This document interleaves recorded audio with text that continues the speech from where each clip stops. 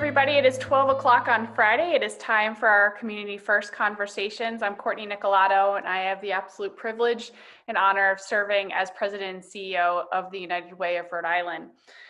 Today, we get to talk about summer.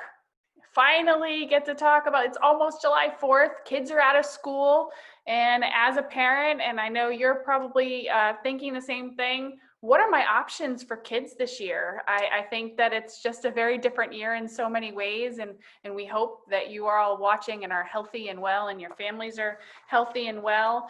But we also know that you're working hard for our community and doing great things. And so we wanted to bring in our experts at the United Way to share their thoughts and guidance as you think about summer and summer options for your family.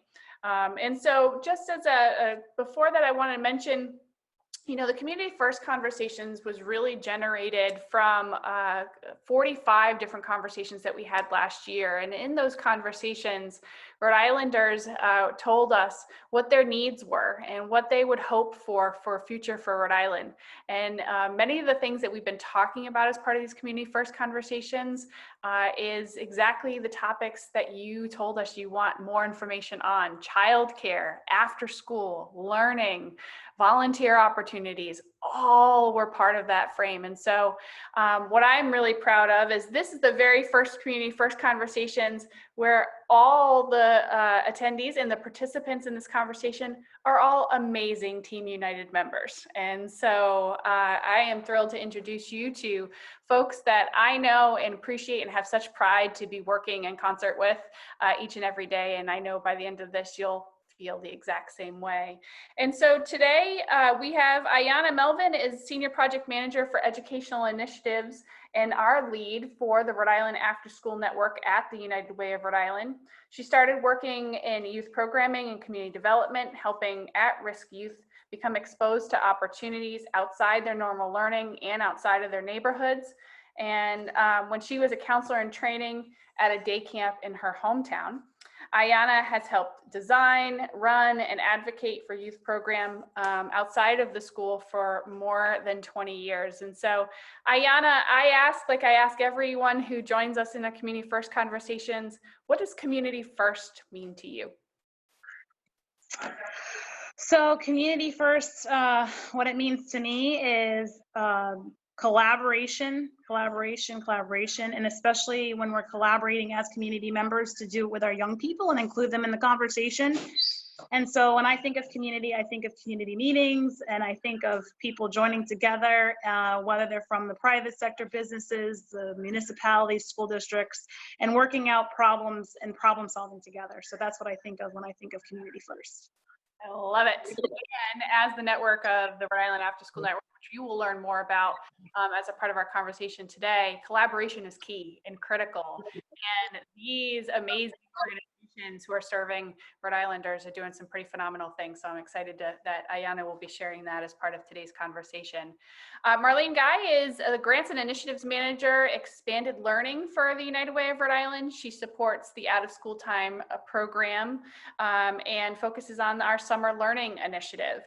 She's an educator with a background in human development and child psychology. Marlene has spent 20 years in the education field, volunteering, advocating, and teaching. Before she joined us, she was professional development manager at the Museum of Science in Boston, where she trained teachers in engineering and helped develop the first known pre-K engineering curriculum. And so Marlene, thanks for being here. How do you and what do you define as Community First? Thanks for having me. I am an artistic person, and so I actually quilt. And when I think Community First, that's the first thing that I think of, is all of these little tiny pieces that aren't much of anything. Sometimes they're little scraps, but they all cohesively go together to make this larger piece that is beautiful and intricate. And if any of those small pieces were missing, or those colors weren't exactly the way they are, or the shade wasn't quite right, or a different pattern, it wouldn't work the way it does. And I think that honoring what that could be, all those little pieces coming together to make something beautiful. forever the teacher and forever the illustrator. I love that. And that's exactly what this is about, is bringing our community together, bringing in these conversations that are critically important to moving our community forward, and ensuring that every voice is important in that conversation. So thank you, Marlene. I appreciate it. Janice Pothier-Pac is United Way Rhode Island's Director of Volunteer Engagement and has managed volunteer programs for more than 20 years. She is the guru, y'all, especially here at the United Way and nationally known. She oversees United Way's statewide online volunteer center, volunteer.uwri.org, and brings together more than 70 nonprofit organizations as a one-stop shop experience for people looking to volunteer in Rhode Island. Janice also manages United Way's corporate, community, and family volunteer programming, which annually provides 90 to 100 volunteer projects. And she is a wealth, trust us, we all can vouch, she is a wealth of knowledge when it comes to volunteering in Rhode Island. So Janice, thanks for being here. And what does Community First mean to you? To me, Community First, Courtney, means putting community at the center of all we do. And as Ayana had said, I think it's about engagement. It's about working with communities, finding out what they see as issues and needs, and then working together to come up with solutions. And I think one piece of the solution, a tiny piece of the solution, can be volunteers. So I'm very excited that that's how we're moving. That's great. And, we always say time, talent, treasure, right? And it really does. Anything you do on the volunteer side matters and extends the reach in our community very significantly. So lots to talk about on summer options for families. We were just talking before we started Community First Conversations. I'm a working mom.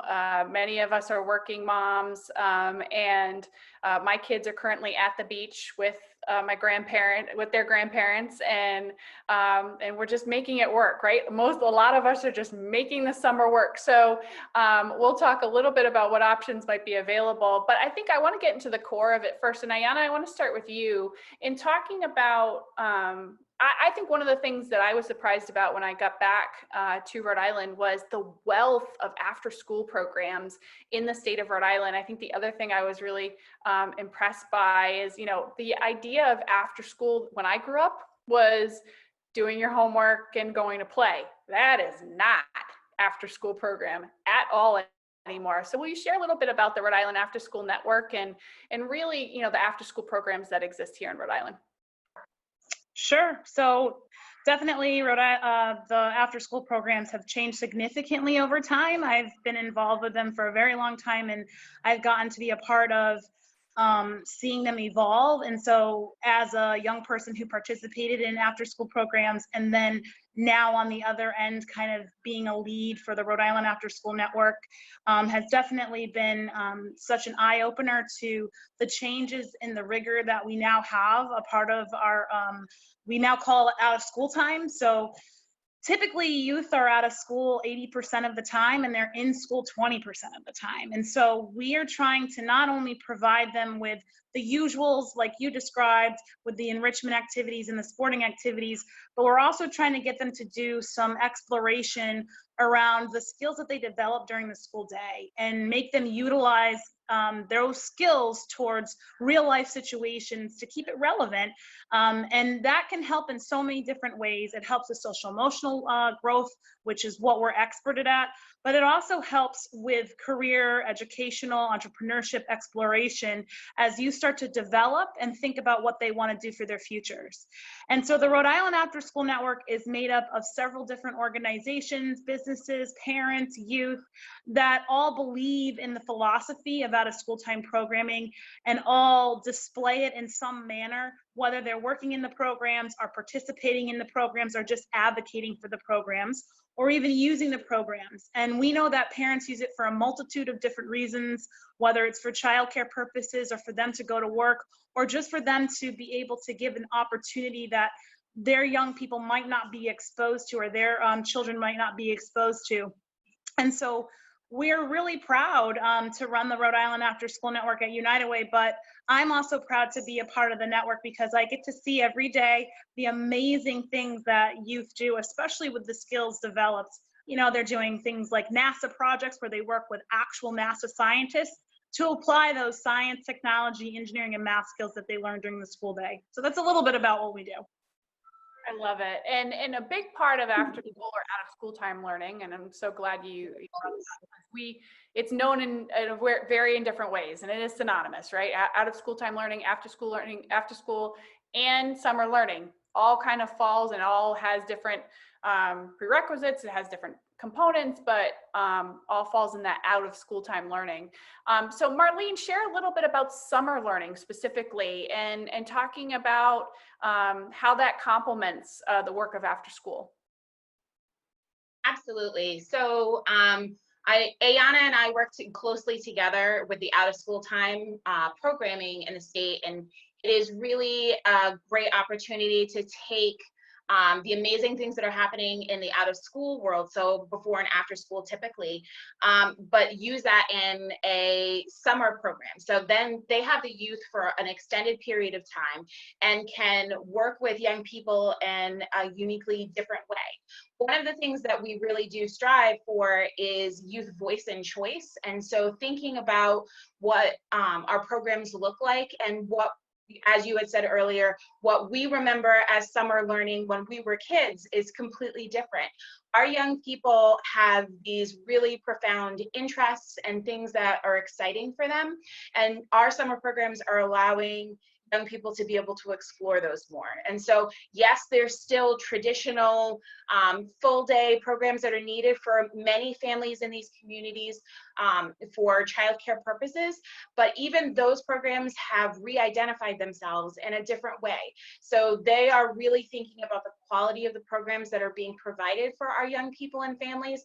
They're really thinking about how they are presenting materials and giving opportunities for our young people. So thinking about lots of skills such as 21st century skills. So how are young people given the opportunity to be able to communicate with each other? Are they given an opportunity to fail safely so that they're learning so much from what that is and trying new things? So perseverance and resiliency, which is stuff that we have been working on for a very long time in the out of school time realm. And as we think about our post-COVID experiences, it's going to be even more essential as we think of those social emotional skills and helping our young people be able to respond and grow from the current experiences that our young people are having. No, that's great. And I love the social emotional angle of it, and the fact that that resiliency and mental health and well-being and all of that is brought into these conversations. And I know we've seen, schools bringing it in even more, and nearly not enough given the crisis that we're in. But I love the fact that much of the work that we do in out of school time has social emotional learning at the core, right? Because we want our kids to be smart but good humans and healthy humans, right? And in order to do that, it needs to be all aspects. And so love that. I want to stay on the summer learning component for a second, and want to ask, and I'll ask Ayana and Marlene to respond to this, but, there's lots of concerns with parents right now about the summer slide. So, summer slide is already present, and now add distance learning into the mix. And I think lots of parents are worried, how to best equip kids for the fall. Right. And so from both of your perspectives, Ayana and Marlene, what would you say to parents? What would you recommend to parents to be considerate in thinking of? So, one thing is that there are a lot of program offerings across the state. And although it still remains virtual, one thing that we know that works, especially because our programs are evaluated, we use a national evaluation system for quality assessment and improvement. So we've been really looking at it and then revamping it and looking at it again. And so what we found for success of young people is when they are doing hands-on projects. So anything that they can do hands-on, really helps them be successful, not only in life, but also in school. Because like I said, they can then go back and apply those hands-on skills to problem solving during the school day and being critical thinkers. And so, for example, we've been handing out garden kits across the state with a collaboration from the network and a collaboration with a food coalition that we have put together during the pandemic. And people are extremely excited about it and give us great feedback because it's hands-on skills. But the youth have to measure the plant. They have to measure the water that goes in the soil. They have to do a lot of different applications that they learn in the school day. And that's what helps the summer slide. When they can apply those skills with hands-on opportunities during the summer, it really does help mitigate that summer learning loss. Great. Marlene, do you want to add? Yes. So as Ayana talked about, we have been working so hard with all of our programs, well, even before COVID happened, and our community has been so responsive and very thoughtful about the needs that our young people are going to be coming back with. And that does include, I mean, we talk about that summer slide, but many of our young people have been out of the classroom. At this point will probably be 6 months before they go back to being in a physical space, and that might not even happen depending on our circumstances. And then also it won't be the way it was before. So there's a lot of new normals that our young people are having to adapt to. And summer learning is going to be an opportunity for our young people to kind of get that ability to be able to get that soft open is what I talk about. So what it's going to look like to be in a space with other young people that have to wear masks. What does it look like to be able to have a separation from an adult that they have not had a separation for in a long time? And so these are some social emotional things that we as programs are putting first and foremost, and that's going to be some things that we want to be able to think about, because we know that if kids are not feeling safe and they are facing other challenges, that it's going to be very difficult to learn. But the idea of being able to also, on top of those hands-on activities, giving young people opportunities to be able to empower themselves and others in this process. And so how are they having their voice and choice being taken into account for things that they need and what they want? And also thinking about our young people. We learned a lot at the end of this spring from our young people and their access to technology. And so how can we ensure our young people, if our programs are virtual, can we, think about a hybrid where there's some in-person and some digital? How can we ensure that there's those hands-on meaningful experiences that we're so known for in our out-of-school time programming? How can we make that so that we are giving young people those opportunities, but just being presented in a different form? And so thinking about being as open as possible, and then supporting our kids just through this entire process. And that's going to be some of the things our families are going to be looking for.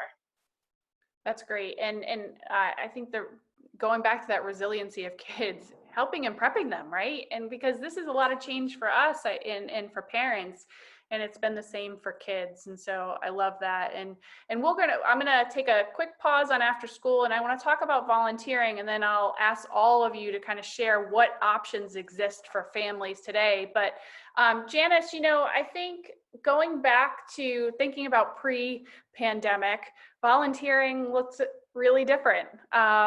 We had book drives with hundreds of people in our parking lot at the United Way. We had events for making literacy kits.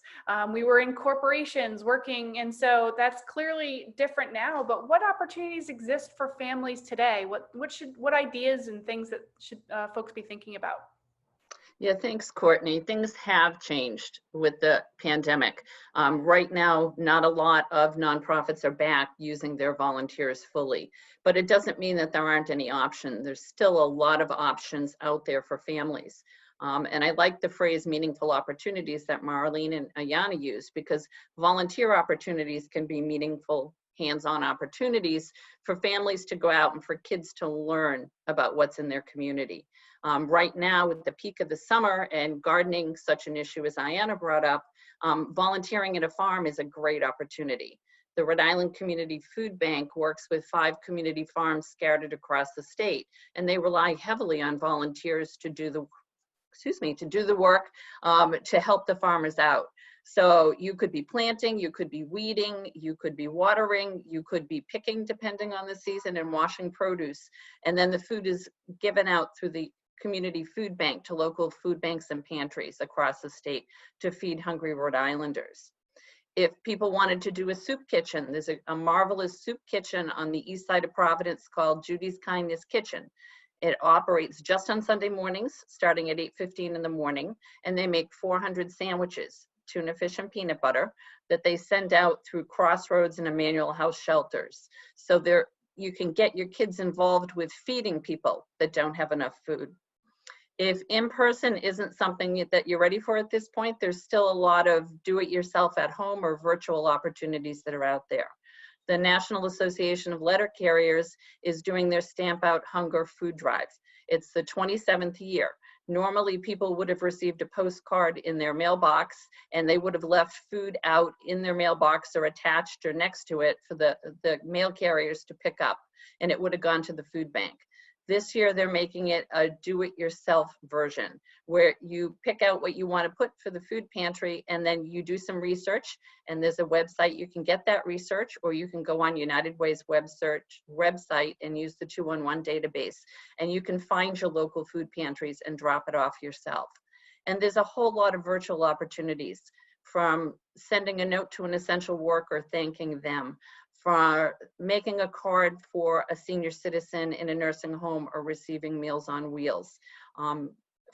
Confetti Foundation in Middletown actually has birthday cards and birthday banners you can download from their website, fill out, get back in, and they give them to hospitalized children who are in the hospitals during their birthdays. So there's a lot of that. And one of my favorite is what I call create your own.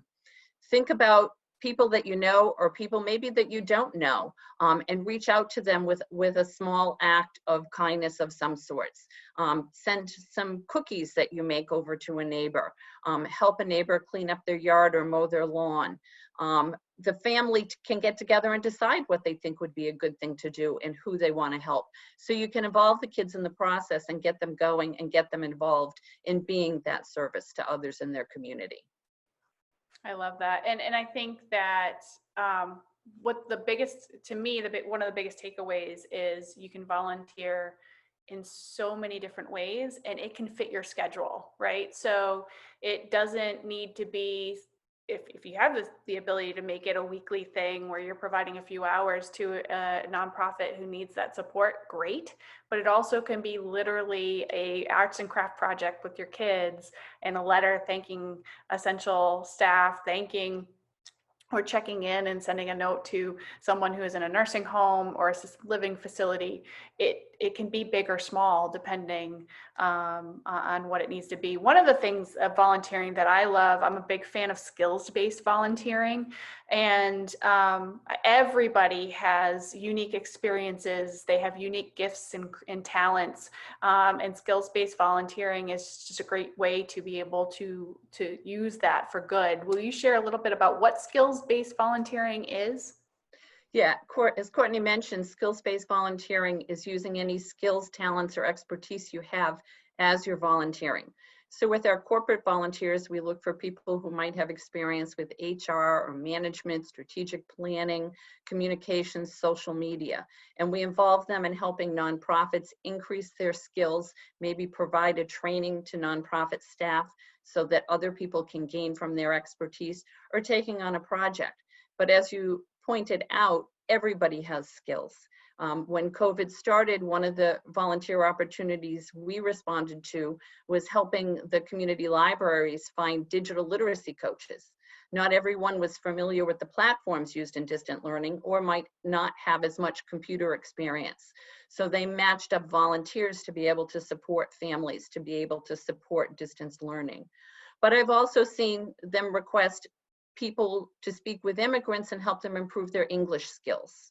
I've seen someone who could knit so that they could teach other people to knit, or someone that knows how to play chess. My kids were, when they were little, someone taught them how to play cribbage. And it was used as an after-school enrichment to be able to support math skills.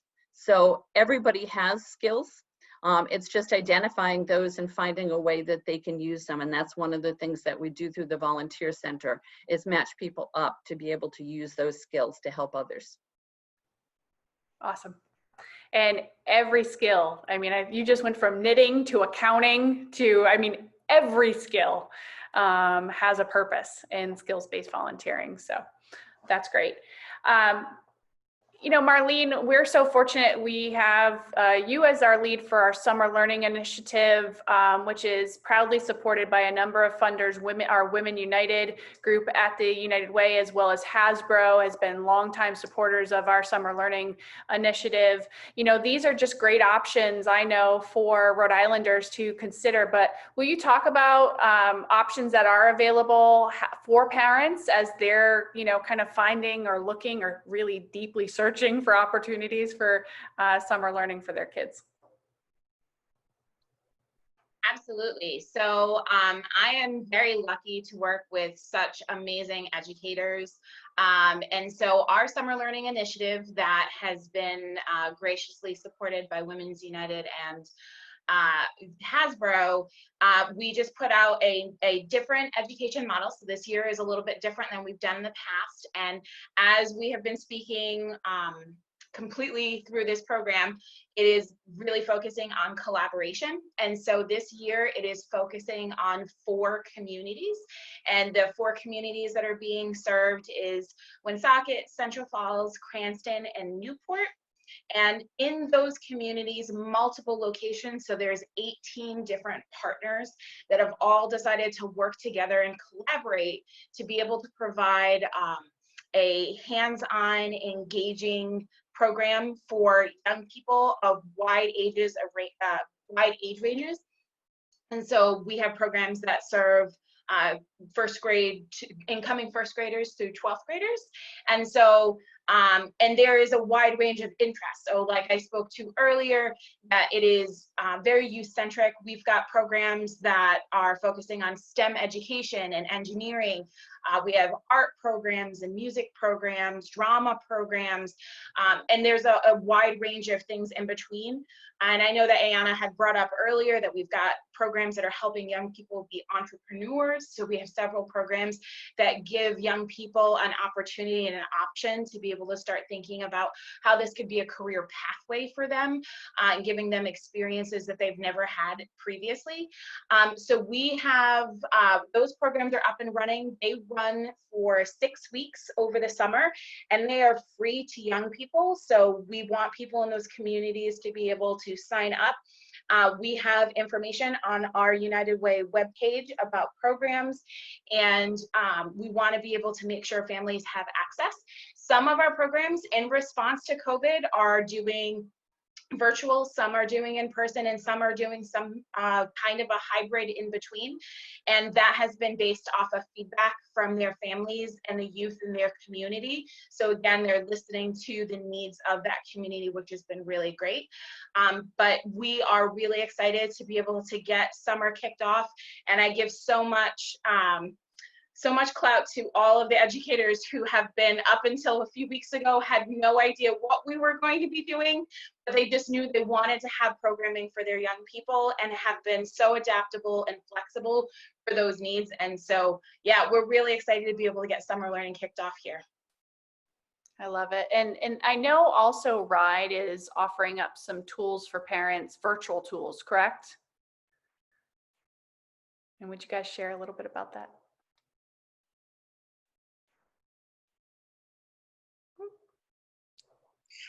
Yes, RIDE is offering tools. They have a summer website that they are reaching out specifically to parents that are English language learners.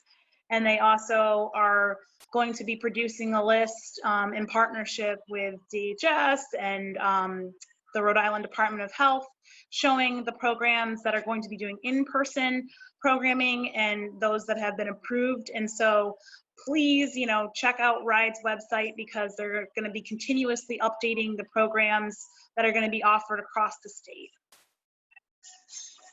That's great. And I know sometimes we talk in code, and that's my fault. But the Rhode Island Department of Education is the group, and we will also share that information on our website too, as it's being developed. There's lots of, and again, to Marlene's point, there's some virtual, some in person, some hybrid, some, all of that. And so which is different than in years past. And so we want to make sure that everybody has access and knows what resources are available. Ayana, going to and talking about after school a little bit, most states invest in after school and out of school time learning. Unfortunately, Rhode Island does not have anything in their general budget specifically supporting it. Will you, we know that hurts our kids. Will you talk a little bit about the advocacy that's needed as we think about out of school time learning? Sure. We find ourselves in the out of school time world constantly advocating, especially because we get federal dollars, specifically through 21st Community Century Learning.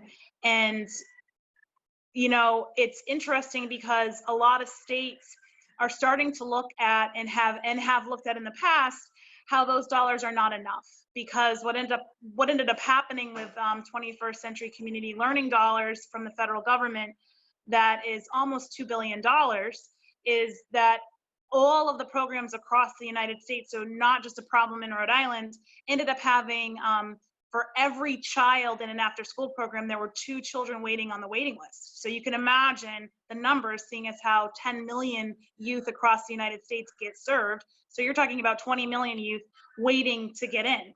And so we find that problem locally here in Rhode Island, where we have, around 40,000 youth in those 21st century programs, again, double the youth waiting to get in. And so really what we're asking for at the state level is what our neighbors have done in Massachusetts, Connecticut.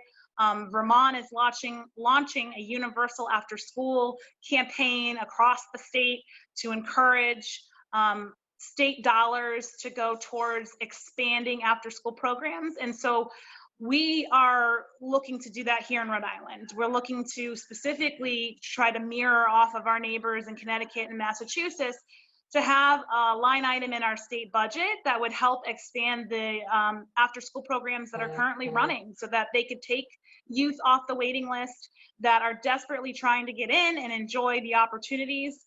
And also expansion in another way by providing programming in some areas that don't necessarily have after school programs. So our more rural areas, our areas that are suburban, where they don't quite qualify for the federal requirements in order to get those dollars. So that's really what we're looking at when we talk about why we need the funding, how we can get that funding. We're asking people to, if you believe in the power of out of school time programs, after school programs, summer programs, if you really trust those folks that watch your kids when they're not at school and that are helping your child develop and become, very productive adults, we ask that you pick up your phones and call your representatives and let them know how much you care, and ask your representatives what they are doing to support out of school time programs here in Rhode Island.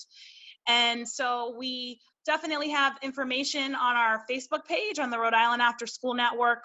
We have a lot of groups that we've been interviewing over the past month and a half, advocating for their programs and talking about specifics of what their programs offer. And so check those out so that you have something to say to representatives about the amazing things that you're hearing. And also, letter writing goes a long way. So if you like letter writing and sending those to, our General Assembly members, please do it and let them know that you support after school programs. And then stay tuned on our Rhode Island After School Network. We're constantly having opportunities where you can advocate with us, like we just had a day on the Hill, virtually, day on the Hill. And so there's a lot of different kinds of opportunities like that we encourage people to be involved in if they want to help us advocate. That's great. And there is a great report that was done, and we'll make sure we'll link that out in this as well. Last year, there was a House of Representatives commission that was created to look at out of school time learning. It was chaired by Julie Casimiro, the representative from North Kingstown area. It had great information around the needs in Rhode Island, to Ayana's point, talking about who is able to, leverage out of school time and who isn't in the state of Rhode Island, and what the need is for funding to best support and ensure that kids throughout our communities have access to this critical tool. Again, 80% of learning is happening outside the classroom, and so keeping all of those in mind, and your advocacy is critically important. I can't echo enough the importance of the Rhode Island After School Network, and find them on Facebook, like them on Facebook. One of the things that I've been inspired by just in general in Rhode Island is our youth. And I love that our Rhode Island After School Network is consistently highlighting youth who are doing amazing things in the community. And so absolutely, without a shadow of a doubt, please check that out. Please be an advocate. Please share the importance in a time where, and this is my humble opinion, but I know my team agrees with me, in a time where we have to look at reducing our budget, we cannot meet short-term demands with jeopardizing long-term goals. And one of those specifically, in my opinion, is our schooling, our education, our housing, and out of school time learning absolutely plays a critical role in a child's ability to thrive in the state. So yeah, there's lots of great opportunities in places where I always say there's always an action that comes out of these sessions. Your voice is critically important, and in after school time, that's no exception. So thank you, Ayana, for sharing. And then I want to go to that question, what is inspiring each and every one of you right now? There's so many things, I think, that is inspiring me, but what is inspiring you? And I'll ask Janice to kick us off. Sure. I've been inspired through this by the number of volunteers that have come forward to help out. As soon as the stay-at-home order was put into place, United Way put a link on our website for volunteers who wanted to help to sign up. And to date, we've referred over 380 volunteers out into the community. They've delivered meals for Meals on Wheels, which got tremendously hit because most of their volunteers were over 60 and couldn't continue. They took donations in. They made food packages with Rhode Island Pride and drove them out to people's homes. They worked with community management agencies through Providence Emergency Management Agency, through Rhode Island Response and the Aquidneck Island Volunteers to be able to do whatever needed to be done in surge capacity. So they answered calls on the Department of Health helpline. They packed food. They did whatever needed. They helped out at testing sites. And that's what inspires me, the power of volunteers to be a force multiplier in meeting community needs. The power of people to make change, right? And that's awesome. Thank you. Marlene, what inspires you right now? I have to say that one of the things that inspires me even more than just today has been our young people. Our young people have stepped up to the challenges that we are facing right now, but they're always stepping up. They're using their voice and they're trying to be able to find ways that they can make this world better. They know that they're going to be inheriting this. They're going to be inheriting the world that we're leaving them, and they are looking to be proactive in making this better, and knowing that they are seeing others in a situation where they're suffering, where people are struggling, responding from COVID. They're speaking out and seeing so much of the injustice that is happening right now, and thinking about ways to be able to mobilize and make change. That is really a powerful thing to see, to be able to hear them and see what they're doing, even our tiniest humans. So we're listening to some of our youth conversations. So we've had young people speaking, and some of my most memorable were some of our littlest, and they are very strong advocates for what is right, and saying what they need and how they need that support. I love it. Ayana, what inspires you? So what inspires me, I want to echo that the young people inspire me every single day, especially because I see a little bit of myself in them, and what I used to have to fight for. And the other thing that really, really is inspiring me is our network, how strong all of our partnerships and members have been during this time, how they've had to pivot and think on their feet and be patient, very, very patient, because, you know, our network likes to plan. All of our out of school time people, they plan months, if not years in advance, and are used to, you know, the status quo, or they're used to the regular, you know, schedule. And so the way that they have all come together and banded together, weekly meeting with us, talking through really tough conversations has been such an inspiration for me. And how they've embraced talking about equity and talking about anti-racism work has been the most, you know, profound and moving thing, especially as a woman of color, for me to be a part of and be able to help lead. There is no question that that network is so laser focused on ensuring that we eliminate the racial injustices that are facing Rhode Islanders, and the United Way is too. So thank you for sharing that. So this is call to action time. We want to make sure that anybody who watches this has a call to action before they walk out the virtual door. So, you know, first and foremost, I always say, please visit and like our social media pages on Live United. Live United RI is our is our call handle on pretty much all Twitter, Instagram, Facebook. Also share, if you have other parents who are looking for resources for the summer, share this video in Community First Conversation with others so that they have it in these resources so folks know where to turn. I will say, Ayana, will you share a call to action on how folks can learn more about the Rhode Island After School Network? So I would just have to repeat that they need to go to our social media. We are on Twitter, we're on Facebook, to find out what we're doing. We constantly update it. And so my call to action is check out our Facebook page and check out our Twitter and see what we're doing, because we're always doing calls to action. And so each week it changes for what we are fighting for.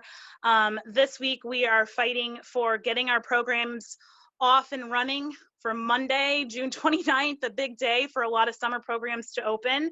And so just be very supportive and patient with your summer programs. This is all very new to them.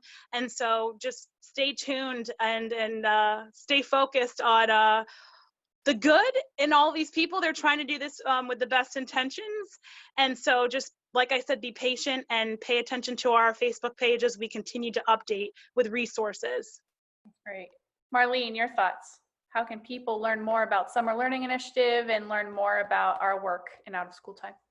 Absolutely. So we at the United Way have taken the Summer Learning Initiative, and a lot of that information is available online. We do evaluations of all of the programs, and it's a really meaningful way of being able to think about our summer learning initiatives and what that looks like for our young people. I am going to say that we have a lot of people who are really excited and anxious about summer learning and what that's going to look like. Everything is going to be a little different. And one of the big things that our summer learning initiative groups are really trying to push is family engagement. And so thinking about how they can also support their young people and their programs by being actively involved. And some of that, you know, we've got programs that are planning on doing Zumba classes together to be able to have opportunities for families to be able to gather together in unique ways. And so as they are seeing this, I urge families to take that up. It is part of that social emotional piece for our young people, that connection to the programs. The children have an opportunity to be able to share what they're doing and how they're doing it. And it's nice when both sides of a young person's world meld, so their family and their education together. So I encourage families to stay very active in their youth as they are going to summer programs this year. And have some fun in the process. You know, Like, Zumba, come on. And gardening and just being with your family. You know, I think much of the pandemic, what I've been grateful for is this extra time with my boys, right? And being able to do these things, and family engagement and all of this is critically important. So, so be involved and ask your kids, what brings you joy as a kid? What brings you joy? And finding those opportunities to help mirror that and help support that and grow that. Janice, I know we have such great partners. We have Ben DeCastro and Wicked Roadie podcast. They share our volunteer opportunities. ProJo shares their opportunities, but tell us more about how we can reach out and with the Volunteer Center and how we can learn more about volunteer opportunities. Absolutely. The Volunteer Center, which is an online portal at volunteer.uwri.org, is a compilation. It's a membership of over 70 different nonprofits across the state. So usually there's between 125 and 150 volunteer opportunities. So think of it as a one-stop shopping opportunity for volunteers, because volunteering is about finding the right match. Not everything is going to fit for everybody. So what you want to do is find the project that's going to be right for your family. So think of this as our volunteer center is eHarmony for volunteers. If you want to do something, you don't know what you want to do, you can go there and shop around, find something. There are so many opportunities out there, and there's so much more happening nowadays with the virtual or from home volunteering as well. So visit our website, get in touch with us. We also do a phone matching service. So if you wanted to talk about what's available out there, we can do that as well. The phone number is 519-0380. And there's a lot online, so definitely use that as a resource. But the call to action is to get out there and volunteer. It is so much fun, and often they say that the volunteers actually get more out of it than the people receiving the action and the service, because it is a lot of fun. It's a way to engage with the community, and it can be a great learning experience as well. So volunteer with your family. I love it. And if you are a company who's interested in volunteering, same, come visit us, come talk to us. We did over 100, I think, this year. 94. 94, close enough. Various volunteer opportunities with corporations. We just did a great one with Blue Cross Blue Shield of Rhode Island, where we actually got on a Zoom call like this, did our volunteer opportunity. We did one with our Young Leaders Circle, where we made dog and cat beds for the ASPCA, and did that all virtually. And so there's lots of great things and neat ideas. So reach out to our Volunteer Center team led by Janice and our other teammate, Lori DiMatteo, and they will literally figure out a great opportunity for you and your team and your family and friends. Church group, same thing. So we would love to be able to support you. Well, ladies, thank you. I mean, Team United rocks. We all know this, but it's nice to be able to show how much Team United rocks to each and every one of you visiting with us today. Again, if you want to reach out and learn more about this information, as well as all the information we're sharing on Community First Conversations, go to our website, liveunitedri.org. Also, we are on Facebook, Twitter, Instagram, you name it, we're on it, and we're sharing great insights and information all the time. And so please visit us regularly. We are off next week.